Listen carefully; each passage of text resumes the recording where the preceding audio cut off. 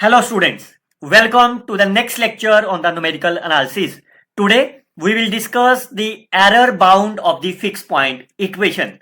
I will cover the 6 to 7 examples also in this video. Myself Dr. Harish Garg, you can follow and subscribe my YouTube channel. So far we have discussed how you can solve the problem by using the fixed point equations, convergence theorems and the uniqueness conditions of the fix point equations. ये सब lecture आपको मिल जाएंगे मेरे YouTube channel doctor Harish Garg पे. Now today we will discuss as the error bound.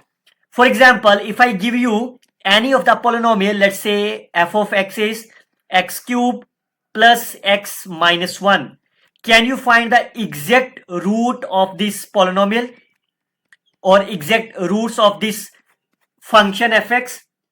Fine, it is not an easy target. अगर ये quadratic होती, for example, if it is x square plus x minus 1, then you can easily find the roots will be minus b plus minus b square minus 4ac divided by 2a.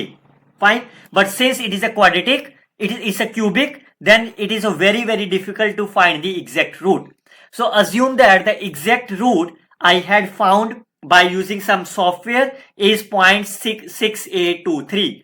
Since exact root is difficult to find, then we are always looking to find the approximate solutions. And how you can find the approximate solution? We are always using the concept of numerical analysis. तो कौन कौन से method आपको approximate solution देते हैं? Bisection methods, secant method, fine, और कोई method आपके दिमाग में हो? Fix point equation method, Newton's Raphson method and so on. Fine. So because आज का लेक्चर हमारा फिक्स पॉइंट इक्वेशन पे है, so I can solve this problem by using the fix point equation. That means x of n plus 1 is equal to g of xn by starting with the any value of the x naught. Clear? So अगर मैं इस x naught को assume कर लेता हूं x naught is my 0. Clear? और इसको हम डिफाइन कर देते हैं g की फॉर्म में. Then you can substitute the value in this equation and calculate the value of the x1, x2 and so on. Assume that after the 5 equations with the corresponding g, you can get the value of the x is 0.7289. Clearly say the exact root is my 0.6823. After the 5 equations, the answer is 0.7289. Since both are not equal, that means it contains some error. Fine.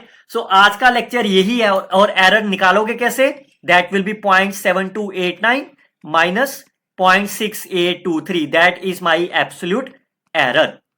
Fine. But this is only the error after the 5 equations. But my target is, today's lecture is how we can find the upper bound of the each equations. अगर आपने first equation लगाया है तो उसका error कितना होगा? Alpha minus x1. Upper bound कितना होगा?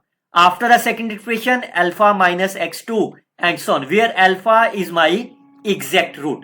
तो आज का लेक्चर सिर्फ और सिर्फ इसी पे है कि आप अपर बाउंड कैसे फाइंड करेंगे. Fine. So the formula of the upper bound is alpha is my exact root, xn is the equation which we can obtain after the fixed point equation, and the upper bound is lambda raised to power n 1 minus lambda and so on, where lambda is my maximum value of the g prime over the interval I. ये हम already define कर चुके हैं. Lambda की value हमेशा less than 1 होती है. Now the statement and the proof is a very simple. If g is my continuously differentiable function, what does the meaning of the continuously differentiable function? That means g and the g prime are both my continuous function. That is the meaning of continuously differentiable function. And lambda is the maximum value of the derivative over the interval I. Then the fixed point equations converges to the fixed point alpha, then the error bound comes to be this number.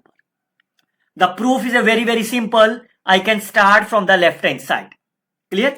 Now because I have a xn plus 1, तो मैं इसको क्या कर सकता हूं? एक xn plus 1 add कर देता हूं, एक xn plus 1 माइनस कर देता हूं. Fine. Now I can use the inequality. What is the value of the mod of a plus b? That is always be less than equal to mod a plus mod b. So if I consider that number is my a, second number is my b, so I can write this number is less than equal to mod A plus mod B. Now, since alpha is my fixed point, what is the definition of the fixed point? Since alpha is the fixed point of the equations, therefore alpha is equal to g of alpha. That means alpha satisfied my fixed point equations. Now I can start with the left only from the first quantity. पहले मैं इसको solve करता हूं. After that I can solve the second part. इसमें alpha की value fill कर दो. Alpha is my g of alpha. What is the value of the xn plus 1? Xn plus 1 is my g of xn. Is it fine? Now because g is my continuous, g is my differentiable, I can apply the mean value theorem. That means the g prime of the c into alpha minus xn for some c which are lies between alpha and xn.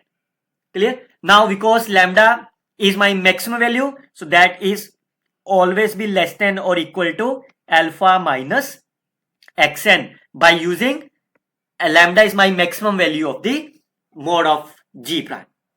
Similarly, I can start from the second part. I can substitute the value of the xn is a g of xn and the value of the xn will be g of xn minus 1. Again, because g is my continuously differentiable, I can apply the mean value theorem. Say let's say xi, because c मैं already ले चुका हूं ना, और यहाँ पे क्या आ जाएगा xn minus 1 और इसकी वैल्यू कितनी हो जाएगी? It will be less than or equal to, for some it is less than equal to lambda times xn minus 1. Clear? और अगर ये आपका xn है तो मैं क्या करूं? xn plus 1 minus xn is less than equal to lambda times. तो अगर मैं इसकी वैल्यू फिर से फिल कर दूं, so that will be xn minus 1, xn minus 2. मैं फिर से फिल कर देता हूं, that will be lambda cube of xn minus 2 and xn minus 3 and so on. तो लास्ट नंबर क्या बन जाएगा आपका? लैम्डा की पावर n और यहां पे क्या हो जाएगा आपका x1 because the lowest number is my x0. तो इसका मतलब xn plus 1 minus xn is less than equal to lambda की power n x1 minus x0. I can substitute both the inequalities into the equation number 1. तो alpha minus xn plus 1 की value ये हो गई और xn plus 1 की value minus of less than equal to lambda की power n and so on. इन दोनों इक्वेशन को लेफ्ट साइड पे ले जाओ. So that will be 1 minus lambda times alpha minus xn which is less than equal to lambda की power n x1 minus x0. And since my target is to find the value of alpha minus xn, तो इसकी value कितनी आ जाएगी? 1 minus alpha will be divided and that is the required proof of this result. Fine. काफी बार ये proof directly statement आती है examination के अंदर. चलिए अभी इसको एग्जाम्पल के साथ समझते हैं कैसे सॉल्व होगा. उम्मीद करता हूं आपने वीडियो को लाइक और चैनल पे सब्सक्राइब कर दिया होगा. Now it is given that a fixed point equations xn plus 1 is already given to you.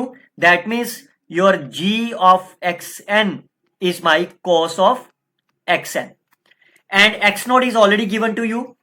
Find the error bound after the 5 equations. The value of the n is my 5. Clear? एक बात हमेशा याद रखो, जब भी आपको error bound निकालना है, your target is always to find the value of the n, x0, x1 and the value of the lambda. Right hand side पे देखो यही 4 टर्म्स है ना. अगर ये आपके पास चारों टर्म्स है then you can find the error. n क्या होगा? n is the number of the equation, कहां तक आपको परफॉर्म करना है. In this case n is my lambda. x0 is already given to you 0. x1 is also given to you. Fine. What is my lambda is? Lambda is my maximum value of g prime, or you can see that g prime this is less than equal to, so lambda is by 0.85. So I can substitute both the values in this equation. Lambda is my 0.85, n is my 5, 1 minus 0.85. हमेशा याद रखो बच्चों, lambda की value हमेशा strictly less than 1 होगी, कभी भी equality नहीं आएगी. x0 is 1. इसकी कैलकुलेशन आप कर लीजिए कैलकुलेटर पे and that you will get the right answer of the problem. So the error bound is 2.958 is the required error bound of the equations. Look at the next one. consider the fixed point equations. Lambda is given to you, x1 minus x naught already given to you. How many equations? n आपको निकालना है। इस बार आपको दे क्या रखा है, bound आपको दे रखा है। फाइन, इसका मतलब ये 10 की पावर -4 किसकी वैल्यू हो गई आपके पास, फिक्स पॉइंट इक्वेशन लगा रहे हो ना। ये रूल सिर्फ फिक्स पॉइंट इक्वेशन पे ही है, कहीं आप बाइसेक्शन पे ये मेथड लगा दो, दैट इज नॉट पॉसिबल। इसका तो मतलब ये हो गया। फाइन, बट क्या ये लोअर बाउंड है कि अपर बाउंड है, it is not given to you. Fine, that means because alpha minus x n is less than of the 10 की power -4, so I can say that number is my less than of the 10 की power -4 because it's a upper bound. Clear? Now can you find the value of the n? So clearly say it's a 0.4 raised to power n. Fine, it is less than of 10 की power -4.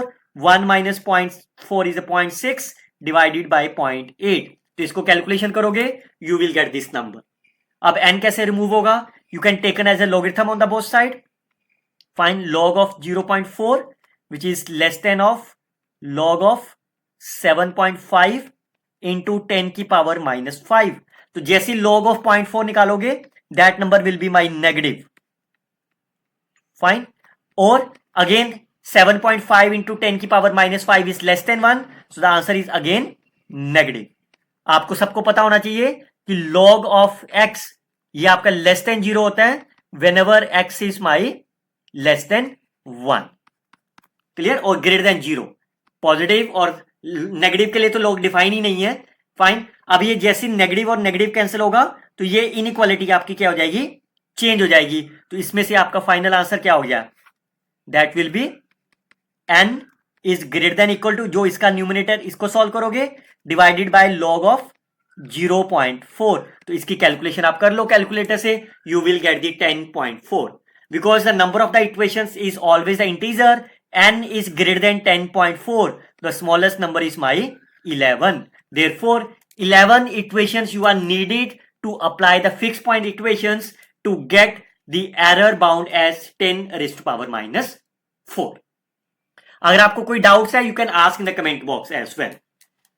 Use the fixed point method to solve. अब यहां पे क्या बोल दिया आपको, solve करने के लिए, और उसके बाद आपको एरर बाउंड बोला है।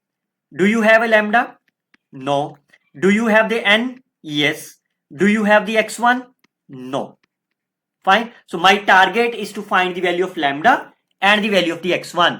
Remember, lambda is the maximum value of the g prime. लेकिन यहां तो g भी नहीं दे रखा आपको।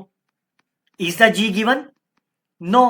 तो इसका मतलब सबसे पहले आपको क्या करना है, फिक्स पॉइंट इक्वेशन मेथड को अप्लाई करेंगे। फाइन, तो कौन सा लेक्चर आपको रिवाइज करना होगा उसके लिए, 10+ एग्जांपल्स लेक्चर। क्लियर, तो आपका टारगेट है यहां से gx निकालो, तो यू कैन क्लियरली से I can find the gx is 1/, ये सेम एग्जांपल मैंने इस लेक्चर में ऑलरेडी सॉल्व करी हुई है आपके लिए। क्लियर, नाउ अगर आपको x नोट है, x1 नहीं है, then you can apply the intermediate value theorem. उस इंटरमीडिएट वैल्यू थ्योरम से ऑपोजिट साइन मिले, so therefore x naught is my 0 और आपको x1 मिल गया 1। Is it okay? अब क्वेश्चन क्या बच गया, सिर्फ और सिर्फ लैम्डा निकालना। बट पहले वाले पार्ट में इन्होंने क्या बोला है, फिक्स पॉइंट इक्वेशन से इसको सॉल्व करिए। चलिए, तो पहले मैंने gx निकाला। फाइन, x नोट की वैल्यू मेरे पास क्या है, इस 0, बट x1 जो आपको निकालना है that comes to be with the help of the fix point equations, so I can start with the fix point equations method. सो अब फिक्स पॉइंट इक्वेशन मेथड पहले लगा लेते हैं। पहले चेक कर लेते हैं कन्वर्स करेगा कि नहीं। We can find the derivative and clearly से which is less than of the 1 for all x belongs to the 0,1। तो इसका मतलब fix point equation method converges for all x belongs to the 0,1। Apply करते हैं fix point equation. x naught की value आपको कितनी दे रखी है, 0, तो x1 निकालेंगे, इसमें x नोट की वैल्यू फिल करो 0, इट्स 1/1, दैट इज 1। x2 की वैल्यू, x1 की वैल्यू यहां पे फिल करो 1/1 + 1, that is 1/2, that is 0.5। x3 की वैल्यू निकालने के लिए 1/1 + 0.5 स्क्वायर, यहां पे आंसर आ जाएगा। And then so on, you can find the x4 and x5 up to the 5 equations. ये देखो, आप वही एग्जांपल लिया जो मैंने स्टार्टिंग में आपके लिए ली थी। अब इसका एरर बाउंड निकालना है। एरर बाउंड के लिए x1 तो मिल गया आपको, फाइन, एक्स नोट भी है, प्रॉब्लम क्या रहेगी लैम्डा की, और लैम्डा की वैल्यू कैसे निकालोगे, जी प्राइम की मैक्सिमम वैल्यू लेनी है आपको। तो सबसे पहले जी प्राइम देखते हैं क्या है दोबारा से, इसकी मैक्सिमम वैल्यू कैसे निकालोगे, fine, if I consider y is equal to 2x divided by 1 plus x square whole square. अब किसी भी फंक्शन की मैक्सिमम और मिनिमम वैल्यू कैसे निकाल सकते हो आप, any idea? Yes, you are absolutely true, you can find the first derivative and put them as a zero. Fine, तो इस y का मैं फर्स्ट डेरिवेटिव कर देता हूं जीरो, तो कितना हो जाएगा, denominator will be x square की power 4, numerator will be 1 plus x square into 2 minus 2x twice of 1 plus x square into 2x which is equal to zero. Denominator zero जाएगा, 1 plus x square will be common, fine, the inside bracket will be twice 1 plus x square minus 4 two यार 8 x square is equal to zero. 2 भी cancel हो जाएगा आपके पास, fine, तो ये कितना हो जाएगा 1 plus x square minus 4 x square will be zero. तो एक्स की वैल्यू कितनी आ गई आपकी, it comes to be plus minus 1 over root 3। Clear, यहां से आपके पास वैल्यू आ गई x will be plus minus 1 over root 3, but because our target हमारा इंटरवल क्या था 0,1, दैट्स अ पॉजिटिव, तो ये नेगेटिव वैल्यू आपकी डिस्कार्ड हो गई, only the positive value lies in between them. अब इसकी वैल्यू इस y में फिल कर दो, you will get the value of the maximum value 1, fine, 1 plus 1 over 3 whole square, तो कितना हो जाएगा 2 divided by root 3, that's a 16 over 9, तो ऊपर ले जाओ इसको, so that will be 9 divided by 8 root 3, fine. सो जैसे 9 इसको कैलकुलेशन कर लो, so that comes to be lambda is my 0.6495. Now you have a lambda, you have the x1, you have the x naught, you have the n is my 5, and then you can easily calculate the error bound. Substitution कर दो सबकी value यहां पे, and you can get the error bound is 0.330. Look at the next one. Consider the fixed point equations.